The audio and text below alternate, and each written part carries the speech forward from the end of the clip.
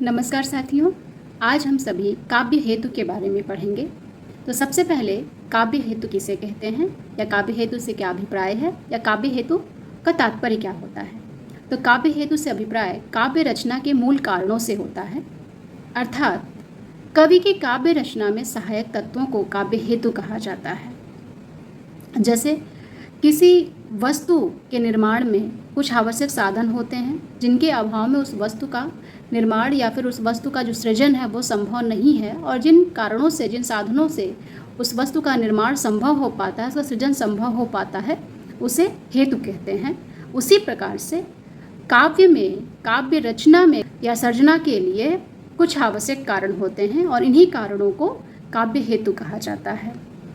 अगर हम भारतीय काव्य शास्त्र में देखें तो सर्वमत से ये काव्य हेतुओं की संख्या जो है वो 3 बताई गई है। पहला प्रतिभा, दूसरा व्युत्पत्ति और तीसरा अभ्यास। तो मूलतः इन काव्य हेतुओं के संबंध में आचार्यों के 2 वर्ग हैं। पहला भामह, रुद्रट, वामन, पंडित राजजगन्नाथ, राजशेखर, जो कि सिर्फ प्रतिभा को ही मुख्य रूप से काव्य हेतु के रूप में मान्यता प्रदान करते हैं।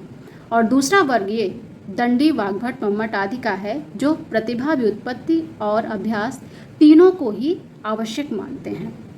तो सबसे पहला क्या है आपका, वो है प्रतिभा। प्रतिभा को आचार्य मम्मट ने अपने काव्य शास्त्र में शक्ति कहा है। वो लिखते हैं, शक्तिर्नुपुणता लोकशास्त्र काव्याद वेक्षणात् काव्यज्ञ शिक्षाभ्यास इति हेतुस्तदुद्भवे। यानी अर्थात शक्ति यानी कवित्व का बीज रूप संस्कार, लोकशास्त्र, काव्य आदि के अनुशीलन और ज्ञान से उत्पन्न योग्यता एवं शिक्षा द्वारा अभ्यास, यही काव्य के हेतु हैं। तो सबसे पहला काव्य हेतु क्या है, वो प्रतिभा है।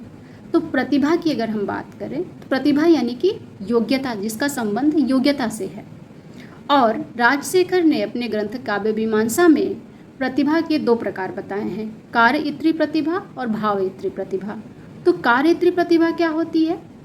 कार्यित्री प्रतिभा काव्य की सर्जना करने वाली कार्यित्री प्रतिभा कहलाती है, और उस सर्जना किए गए काव्य का रसास्वादन कराने वाली भावयित्री प्रतिभा कहलाती है।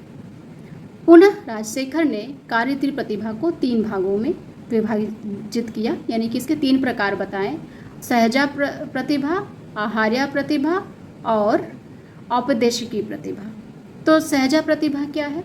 जो कि जन्मजात होती है। सहजा प्रतिभा यानी कि जो जन्मजात प्रतिभा होती है उसे सहजा प्रतिभा कहते हैं, जो कि अभ्यास द्वारा प्राप्त की जाती है या अभ्यास द्वारा अर्जित की जाती है, वह आपकी आहार्य प्रतिभा कहलाती है।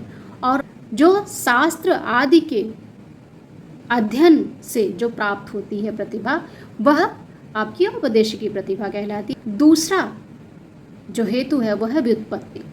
तो व्युत्पत्ति को अनेक अर्थों में लोग देखते हैं। व्युत्पत्ति का कुछ विद्वान निपुणता मानते हैं, बहुज्ञता मानते हैं, उचित अनुचित का समुचित परिज्ञान मानते हैं। तो कहने का तात्पर्य यहाँ पर यह है कि लोक यानी संसार में जो कुछ भी व्याप्त है, उत्पन्न है, उसका विशेष ज्ञान होना ही व्युत्पत्ति कहलाता है। और इस व्युत्पत्ति के भी 2 प्रकार बताए गए हैं। पहला शास्त्रीय व्युत्पत्ति, दूसरा लौकिक व्युत्पत्ति। जो अध्ययन से प्राप्त होता है वह शास्त्रीय व्युत्पत्ति है, और लोक के अनुभव एवं निरीक्षण से प्राप्त जो होता है वह आपका लौकिक व्युत्पत्ति कहलाता है। तो चलिए, तीसरा और अंतिम जो हमारा हेतु है वो है अभ्यास। अभ्यास यानी कि निरंतर प्रयास करना ही अभ्यास है। जैसा कि कविवृंद ने लिखा भी है कि करत करत अभ्यास के जड़मति होत सुजान, रसरी आवत जात के सिल पर परत निशान। तो क्या होता है कि विद्वानों का यह मानना है कि निरंतर अभ्यास करने से काव्य में पूरा निखार आता है, कवि की अभिव्यंजना शक्ति बढ़ती है, भावाभिव्यक्ति प्रभावशाली होती है, जिससे कि जो काव्य रचना है उस वह जो है वो गुणों से युक्त होती है और दोषों से मुक्त होती है।